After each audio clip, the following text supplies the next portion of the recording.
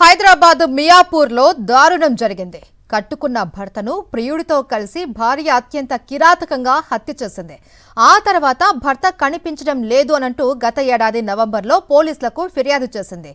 Missing కేసుగా నమోదు చేసిన మియాపూర్ పోలీసులు దర్యాప్తు చేపట్టగా అసలు నిజాలు బయటకు వచ్చాయి.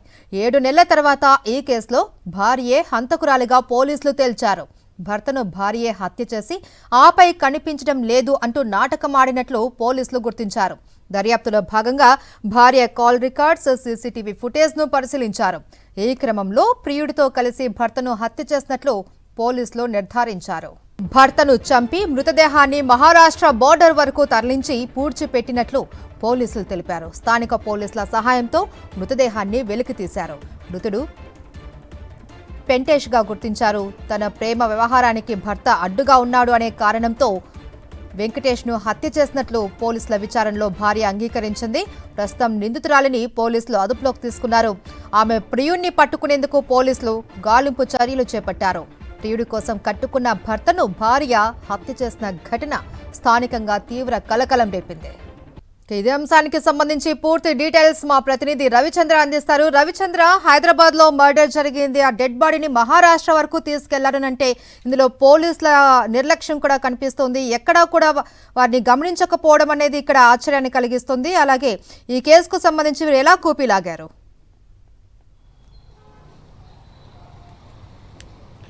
మహేశ్వరి, మియాపూర్ పోలీస్ స్టేషన్ పరిధిలోని అంబేద్కర్ నగర్లో దారుణం చోటు చేసుకుంది. పెంటేష్ అనేటువంటి ఒక వ్యక్తిని ఆ భార్య చంపేసి, ఈ విధంగా తర్వాత ప్రియుడితో కలిసి చంపేసి మహారాష్ట్ర సరిహద్దు ఏరియాలో ఇక్కడ చాలా దూర ప్రాంతంలో సుమారు 300 కిలోమీటర్ల దూర ప్రాంతాల్లో డెడ్ బాడీని పూడ్చిపెట్టినట్టు పోలీసులు నిర్ధారణకు వచ్చారు.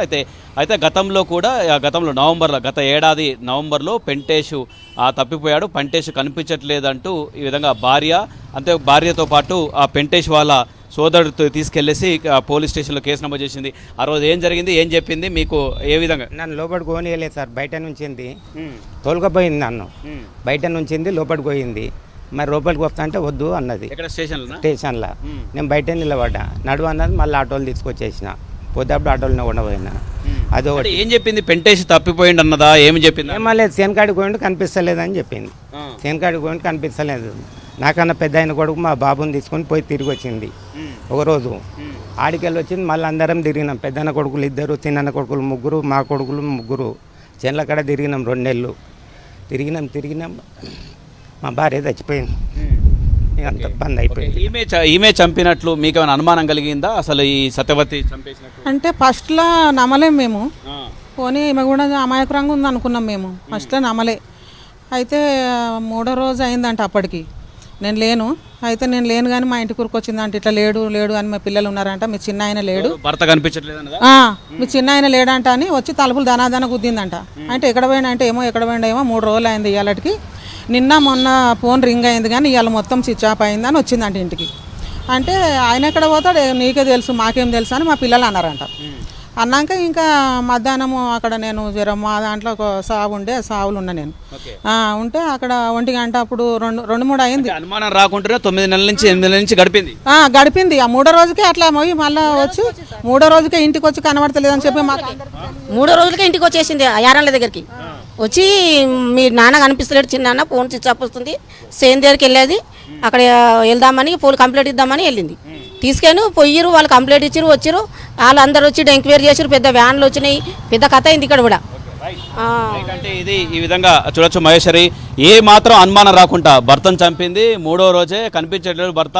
ఆ పొలం దగ్గరికి వెళ్ళిండ్రు, చేల దగ్గరికి వెళ్ళిండ్రు, కనిపించట్లేదు, సెల్ ఫోన్ ఎత్తట్లేదు అంటూ ఈ విధంగా బంధువులు తీసుకొని అటు చేలుకి వెళ్ళటం, ఆ తర్వాత స్టేషన్లకు వీళ్ళని తీసుకెళ్లి కేసు నమోదు చేయించింది. ఆ తర్వాత దర్జాగా ఉంది. ఆ తర్వాత ప్రియుడితో కలిసి చంపినట్లు కూడా పోలీసుల నిర్ధారణ. దీని మీద విచారణ, ఇటు సీసీ కెమెరాలు కావచ్చు, ఆమె ఫోన్ కాల్ రికార్డు కావచ్చు, సాంకేతికంగా విచారణ చేయడంతో అసలు విషయం బయటపడింది. మరొక అంశం ఏంటంటే ప్రియుడిని పోలీసులు అదుపులోకి తీసుకుంటే మరిన్ని విషయాలు బయటకు వచ్చేట అవకాశాలు ఉన్నాయి. Maheshwari, right, thank you Ravichandra. మరిన్ని అప్డేట్స్ కోసం ఛానల్ ను సబ్స్క్రైబ్ చేయండి. నోటిఫికేషన్స్ కోసం బెల్ ఐకాన్ పై క్లిక్ చేయండి.